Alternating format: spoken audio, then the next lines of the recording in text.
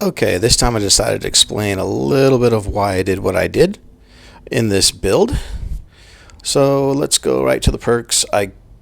Like I mentioned before, I don't like close call, too much of a cheat code. This one feels like a cheat code too, but I did use that to keep myself alive a little bit. And then my usual, I like lots of critical hits and stuff, and I made the ship for critical hits. Passives, this is what everything is founded on. You got the extra drone, you got violent drones exploding, and then when they get destroyed, 20 extra percent, 6 seconds, and locked targets suffer 20% more from drones. You might have noticed I just sort of flew around a whole bunch in that first level or so, trying to get drones to die. The reliquary I drew only had, took one stage off, so I had to just sort of just play around and wait for a couple of drones to die. See, EMP just stuns stuff like usual, but it resets, so it helps to set up, play it safe, so it keeps you alive a little more. Tactical beam, when you're using Entropy, you can use all your devices and everything, and this does a ton of damage. You might have seen me try to get a couple of these running at the same time, or when Entropy ended, this popped up. That was great. That's kind of the idea. Hit Entropy, hit your ult, hit your ult recharge, hit your devices, hit your device recharge. Do that as much as you can within that 10 seconds, and then come out invincible. And because we're running this on invincible mode, and then it only takes a couple of kills to get your ult right back up where it was. All right, and then this just keeps you alive. I tend to ignore missiles a little too much. All right, and what are we doing here? My tried and true little Swift, my favorite one to use in the rifts, because it scales up with the rift. It doesn't care if it's 4,000 or whatever, 2,000, 4,000, it's still going to do this. It's going to kill instantly on the smaller stuff. So we buffed it up with the evolution, bypassing, extra 20%. Yeah, this little thing I think kicks in even if you are killing other enemies. I'm not quite sure on that, but I think it does. This is, I think, the best one to have on here, because it's, by reading this, it looks like it's 100% destabilization. There's no qualifier. There's no number. Anywho, and then the extra 20%, of course, for the kills. Barrage rapid. I went with the rapid this time. It does tend to run out of energy, especially if you're jumping. But I don't mind jumping back and forth. It needs a little extra help because we got nothing really to buff it up. We're not using a scanner that can do that, so we bypass the shield once again. It's got tons of fire rate here, so we went ahead and went with the critical hits. Went with this reflection damage too. I was hoping that the reflection would give us even more chances for critical hits. Honestly, I'm not quite sure if that works.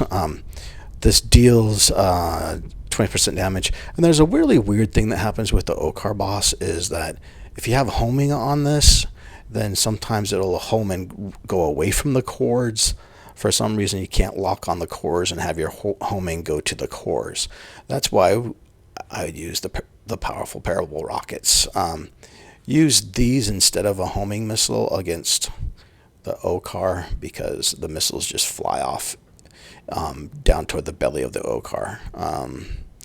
So that's really weird. I wish it'd be nice if they made the cores lockable. Anyway, this one I just grabbed real quick. I haven't even re-rolled it. It came like this with the each second, but I'm getting so close. This really doesn't help. Refunding, great, but then that cuts back on a little bit of the damage it can do if it's refunding. Let's see here. Chance to disable the target shield. Great for the rounds, bad for the Okkar Frigate, because there are no shields on the cores. And then, of course, going to get that 20 extra percent. This one, and this one have the ascendancy catalyst dual detonator for that, so it gets us this 50% repair and this extra 2 drones. So we actually are running around with 8 drones. Got a little drone army going, plus all the ones that this makes. Anyway, jumping ahead of myself, here we got the tuned tactical core just to get more to our weapons. The ult here, I'm spamming it off and on, so I really don't even lose my handling hardly ever. Sometimes I'll wait for the entropy to pop back up. Other times I'll just use one of these to pop it up. Gotta kind of use those sparingly though. I probably could have used them more here. I wound up with some left. And then firepower, I like to get this about 5,000, but on this particular one, I buffed the drones up more.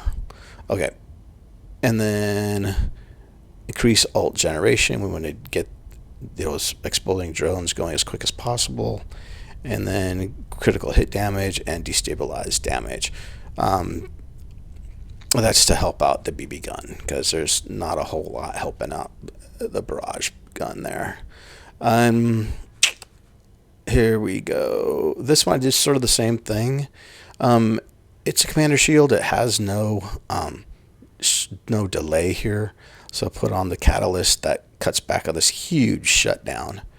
I must have really bad luck, because I don't think I get hit all that much, and yet it felt like my shield was being disabled more than that 5%. Not quite sure what's happening there. But, we got the firepower, once again, ult generation, and then your damage buffers. This is kind of the crown jewel, the whole piece. I use this in several of my builds. Once I finally rolled it, it took me way too many hours to finally get a 48 damage. That 16.8, I've seen it as high as 17.1, but I lost a couple of other stats, so I wanted that 48 on there. Just getting tons of destabilized damage. Now you can understand why these have destabilized damage plus on them too. This one here could be a little tiny bit better. It's almost perfect.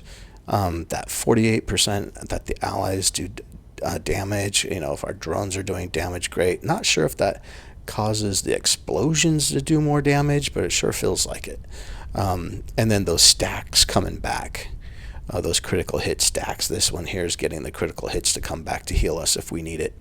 My tried and true trusty terminal velocity. I just like this. I like it way better than the teleporter, because I tend to hit the teleporter too much and then I'm a sitting duck, and it was just frustrating. So once I learned how to do this, you can instantly overcome inertia, and that rolling, you can just roll upside down and go the other way instead of like sliding one way and then the other, because that kind of makes you a sitting duck. This helps you just overcome inertia. If you want to slide the other way with the latent boost, you just hit it and bam, go the other opposite direction. Here we got Wrath of the Fallen. It's like, why not make a whole bunch of zombie drone minions, right? That's what this whole ship is about, having as many as you can. That 49 is great. This is 11.9. That's pretty good too. And then several of I call these the unicorn pieces, the legendaries at Radiance that have the firepower, precision, utility, expertise. This is normally what I look for. I'm not a big fan of pumping these two up and making turtle machines, even though I have done it before. I think it's a lot more fun with a little bit of risk involved, and this is kind of a risky build. It takes a little more skill. It's more about managing your devices and your ult than actually being able to fly around and shoot too well. So maybe the less than gifted pilot could handle this if they got the process of handling your ult, the entropy, and the devices and all that. Getting that 10% extra damage, 20% reduction, that really doesn't help you too much if you want your drones to die like I do. The sweet spot is 3 dead drones for me. But, when they die or expire, your shield is fully restored. I think this happens when you hit your ult and kill your own drones to make them explode too. So you're generating your tons of your old shields. So this little dinky shield here actually feels quite adequate when all these other things are working for it to keep it constantly up and running. That's pretty much it. Can't really think of anything else. The reliquary skipped one stage. I think it helped out with like debuffing, something like that. But there you go. That's our 4K Rift in the Vindicator. Hope you liked the build. Post your own. Send me links. I'd love to see them. Successes, failures. Let's, if we get enough people interested in this kind of games, maybe we can get more of them made. All right. Thanks a lot, guys, and happy hunting.